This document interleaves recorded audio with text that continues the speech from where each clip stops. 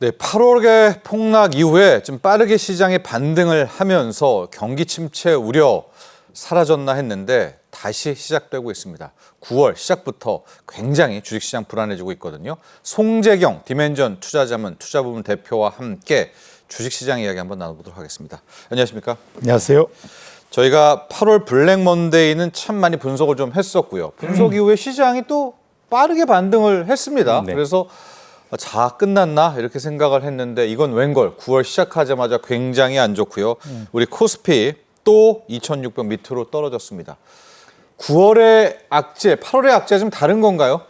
일단은 9월이 전통적으로 변동성이 큰 달이거든요. 네. 그러니까 이게 이제 일단 미국이 전 세계에서 가장 큰 시장이니까 미국의 변동성이 결국은 전 세계에 뭔가 그 여파를 준다 보셔야 될 것 같고, 특히 올해는 대선이 있는 해지 않습니까? 네.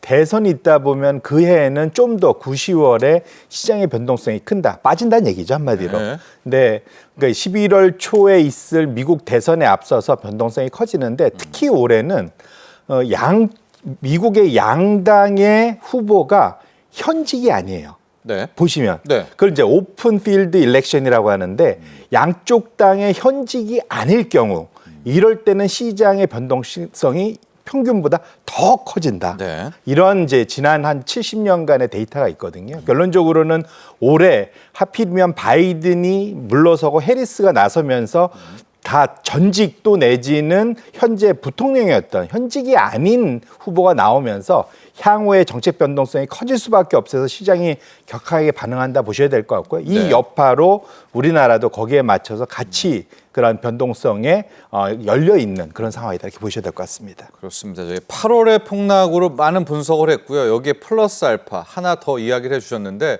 11월 5일이 미국 대선이잖아요. 그러니까 큰 손들이라고 하는 사람들은 워낙 불확실성이 크니까 이참에 그냥 팔아놓고 11월 결과를 기다려보자. 그런 물량이 상당 부분 나왔다. 또 이런 분석도 더해졌습니다.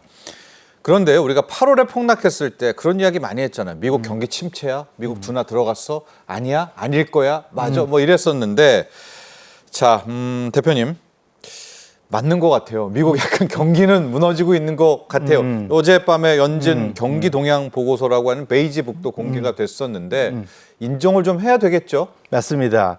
이 베이지북이 지난 5년간 나온 것 중에 가장 상황이 좀 안 좋은 상황으로 보여진다라는 거죠. 예. 이 베이지북이라는 걸 잠깐 설명드리면 네. 일단 표지 색깔이 베이지색이라 네. 표지인데 이게 1년에 8번 나옵니다. FOMC 앞서서 2주 전에 발표가 되고요. 미국의 총 12개 지방 연방은행에서 그 지역민들한테 기업, 뭐 상가, 뭐 의사분들, 서비스업 종사자 모든 분들한테 살림 나아지셨습니까? 물어보는 거거든요. 예. 그런데 그렇게 해서 아마 그 자료 보신 분들 아시겠지만 빽빽하게 다 글로만 써여 있습니다. 그래서 그 데이터를 이번에 쫙 다 분석을 해보니까 네. 지금 앞으로 지금 상황에서 디클라인이라는 표현, 결국은 하락하거나 어려워진다는 표현이 압도적으로 좀 많이 나왔고, 네. 플랫이라는 표현, 무슨 말이냐면 유지되고 있다. 이것은 엄청나게 좀 줄어들고 있다. 결론적으로는 12개 은행 그 지역 중에서 3군데만 괜찮다고 그러고 9군데는 상당히 안 좋다라고 얘기를 하고 있어서 네. 확실하게 말씀 주신 대로 미국의 경기가 정성적으로 놓고 봤을 때는 침체의 가능성이 점점 더 커지고 있는 것만은 분명하다 이렇게 말씀드립니다. 자, 그래서 연준이 계속해서 경기 침체야 아니야 맞다 할 때 나온 것이 고용시장을 본다. 또 엄밀히 말하면 그게 맞죠. 고용시장만 짱짱하다면 경기가 무너질 일은 없지 않겠습니까? 맞습니다. 사람들이 잡을 찾고 또 소득이 있을 테니까. 그래서 지금 고용에 대한 부분들 당장 오늘 밤에 나오게 고용 수출도 굉장히 궁금하고 초점이 나오게 되는데 이런 이야기도 많이 하세요. 고용이 나빠져도 연준이 있지 않느냐. 왜냐하면 그 다음 주 우리 추석 연휴 때 9월 FOMC 회의에 연준의 통화 정책이 있지 않겠습니까? 이 둘의 조합을 한번 볼까요? 어떤 것들이 좀 앞으로 좋은 시나리오며 어떤 것들은 좀 안 좋은 시나리오며 이걸 좀 한번 나눠서 설명 부탁드립니다. 그러니까 결론부터 말씀드리면 일단은 고용 지표는 잘 나와야 된다 말씀드리고 싶고요. 오늘 밤에요? 예, 잘 네, 나와야 네, 됩니다. 네. 왜냐하면 정확히 한 달 전에 네. 금요일 밤에 전 세계를 쥐락펴락했고 그 다음 월요일, 그러니까 예. 이제 그 다음 월요일 우리나라는 소위 말하는 블랙 먼데이를 맞이했었지 맞아요. 않습니까? 정확히 한 달이 지나서 지금 다들 지금 상당히 긴장을 하고 있다 보셔야 될 것 같고요. 여기에 앞서서 데이터를 보면 어제 ADP 민간 고용 네. 데이터가 나왔는데 원래 예상한 것보다 상당히 좀 안 좋게 나왔어요. 네. 근데 이것이 보통 최근 들어서는 이것이 노동부가 발표하는 고용 지표하고 최근에는 상관관계가 상당히 높아지면서 오늘 예상보다는 좀 안 좋지 않을까라는 걱정이 있습니다. 그래서 대략 지금 시장에서는 한 16만 5천 명 정도의 신규 일자리가 창출될 거라고 생각하는데 네. ADP를 놓고 보면 이거를 달성하지 못할 가능성 충분히 열려 있다 보셔야 될 것 같고요. 8월 예상치가 16만인데요. 예, 예. 한 11만, 7월 정도만 나오면 어때요? 이 정도면은 시장이 많이 걱정하겠죠. 이 정도도 안 됩니까? 그럼 한 15만 정도까지 못 해도 돼야 되나요? 네, 그렇죠. 최소한 저 안에서 10% 언저리 위아래로, 네, 위아래로. 가 있어야지 예. 되지. 오늘 사실은 그 좀 ADP도 14만 기대했는데 9만 9천 9만이 나왔어요. 10만이 깨졌죠. 그래서 네. 상당히 좀 많이 걱정스러운 상황이고요. 이러면 아마도 파월 입장에서는 지금 베이지북도 안 좋은 분위기에 실제로 고용 지표까지 안 좋게 나오면 네. 25bp가 아니라 B컷. 네. 50bp에 대한 걱정도 분명 하게 될 거다 봐야 될 것 같고, 근데 문제는 이것을 시장에서 행복하게 받아들일 거냐, 50bp 인하하면 다 해결될 거야가 아니라 연준이 이 50bp를 이렇게까지 인하할 정도로 경기가 안 좋은가요라는 오히려 그 부정적인 신호가 될 수도 있어서 우리 투자자들 입장에서는 적당히 잘 나오는 게 좋다 이렇게 말씀드립니다. 근데 그 부분인데요. 오히려 차라리 지금 매를 우리가 먼저 맞았잖아요. 뉴욕 증시도 많이 또 빠졌고 9월에 우리도 또 빠졌고 차라리 그냥 어느 정도 나쁘게 나오고 고용 지표가 연준이 빅컷이라고 하는 0.5% 금리 인하를 다음 주 9월 FOMC 회의 때 그냥 해줘 버리면은 깔끔하지 않습니까? 그 베스트죠. 말씀 주신 대로 네. 고용 지표가 그렇게 썩 나쁘지 않은 상태에서 네, 고만. B컷을 네, 해주면 해주면은 소위 보험성 인하. 예. 근데 과거의 경험상 연준 입장에서 경기가 썩 나쁘지 않은데 과도하게 B컷을 한 경험이 한 번도 없거든요. 그러니까 25bp를 천천히 낮추는 경향이 있지만 네. B컷이란 말은 글자 그대로 뭔가 좀 그 소위 요즘에 응급 상황 네. 거기에 대한 대응으로 나오는 것이기 때문에 연준 입장에서는 조금 천천히 가는 한이 있더라도 네. 맞아요. B컷이 나온다는 얘기는 그만큼 상황이 안 좋을 경우에 한다는 측면에서 놓고 보면 우리가 기대는 할 수 있을지언정 현 실현 가능성은 좀 낮게 보시는 게 좀 낫지 않을까 이렇게 생각을 합니다. 저는 개인적으로 고용이 어느 정도 잘 나오고 그 FOMC 회의에서 연준이 그 얘기를 그냥 해주는 거예요. 보험성 금리 인하를 하는 거다.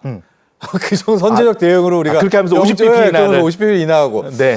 그거는 이제 희망사항이다. 일단은 투자자 입장에서는 정말 희망하는데 네, 희망하는 시나리오인데. 파월 입장에서는 썩 안 내놓기 해줬다. 어려운, 들어주기 어려운 카드다 이렇게 봐야 될 것 같습니다. 그렇습니다. 그렇게 된다면 지금 9월 한 달의 시장 전망이 어두워질 수밖에 없거든요. 왜냐하면 고용이 잘 나오면 9월 FOMC 회의에서는 금리를 0.25%포인트밖에 안 내려준다?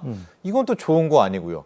망가지면 이건 더 큰 걱정이고 9월 힘듭니까? 세계 증시, 국내 증시 모두. 왜냐하면 요즘에 서학개미 분들도 많으니까요. 예, 그래서 우리나라 입장에서 보면 아무래도 미국의 눈치를 볼 수 없는 상황이고 미국이 대선을 앞두고 변동성이 커지기 때문에 우리도 거기에 대한 상황을 좀 열어둘 필요는 있겠다.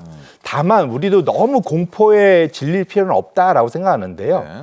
이럴 필요 있지만 우리나라 연초에 오른 게 없어요. 그렇지 않습니까? 그럼요. 예. 지금 2,500대인데. 그러니까요. 오른 게 없고 그래서 심지어는 미국에 지금 한국을 봐야 된다는 소리도 나오고 있습니다. 네. 왜냐하면 PBR이라고 그러죠. 주당 장부가 기준으로 우리나라가 한전 1.1배 뭐 이 정도 수준인데 미국이 4.4배 뭐 이렇게 네. 넘거든요. 맞습니다. 우리가 미국 대비 한 24%밖에 못 거래됩니다. 이게 소위 우리가 늘 얘기하는 코리아 디스카운트. 네. 이것이 역대급으로 상당히 좀 심해져 있는 상태거든요. 다른 말로 하면 우리나라가 너무 싸다. 결론적으로는 외국인들 입장에서 여기서 한국을 추가적으로 더 매도해서 얻을 실익이 크지 않기 때문에 네. 이번에 만약에 달러 약세로 큰 변화가 생기기 시작한다면 오히려 우리나라로 외국에 시차를 두고 다시 들어올 가능성도 있어서 우리 투자자분들이 너무 이 상황에서 적어도 동학개미들 입장에서는 국내 시장에 대해서 너무 이렇게 공포에 질릴 필요는 없지 않을까 이렇게 말씀드립니다. 네.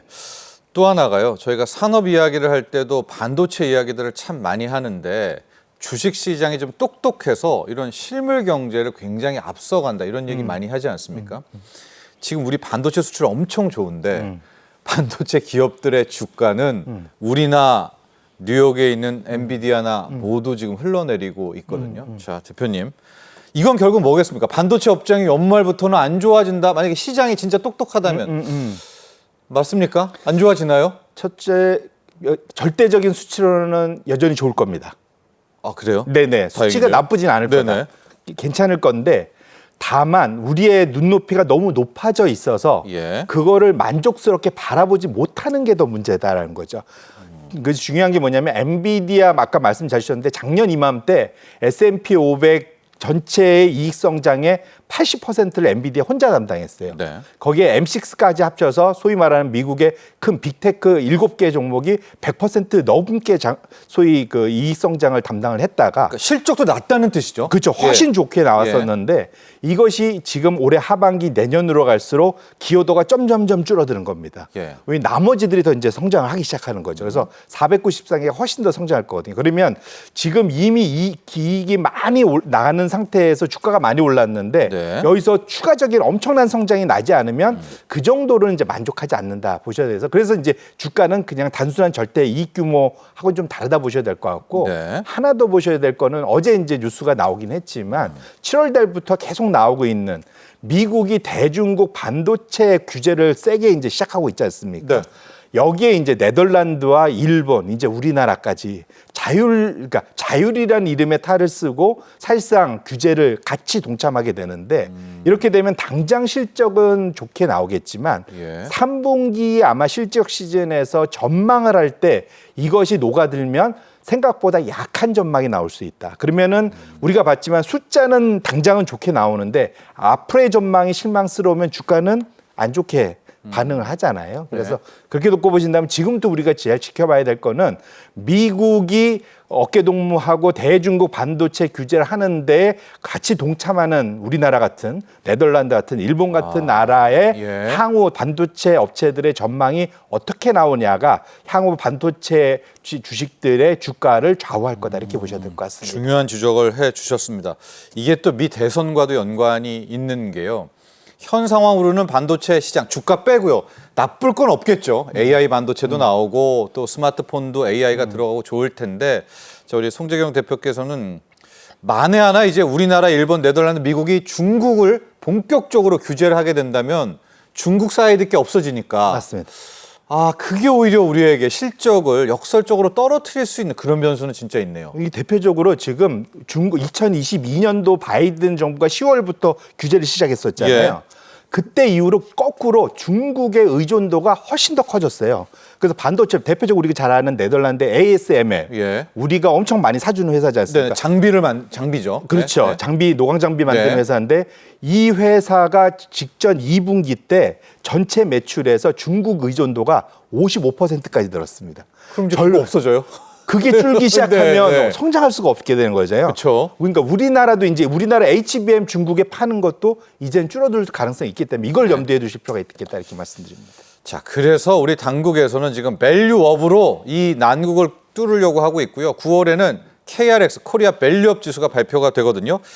자, 이 밸류업으로 정리를 해야 될 것 같습니다. 밸류업 지수가 K 증시의 새로운 모멘텀이 될 수 있습니까?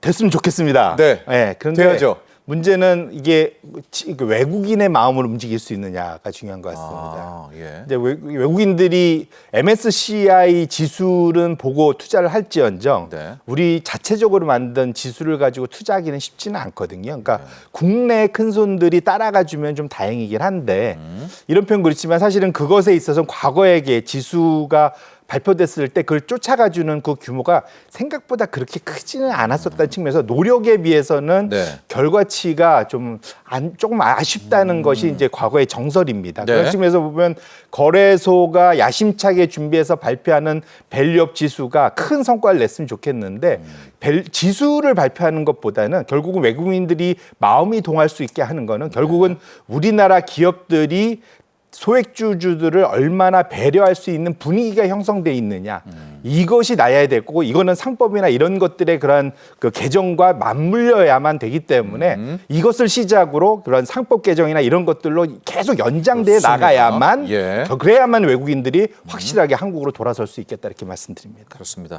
여러분 저 지수가 나오면 외국인들이 저 지수를 보고 추종을 그러니까 돈을 막 이제 투자를 해야 되거든요. 근데 그냥 투자하지는 않겠죠. 아, 실제 저 지수에 있는 기업들 하나하나가 주주환원을 잘한다. 그럴 때 들어오게 될 겁니다.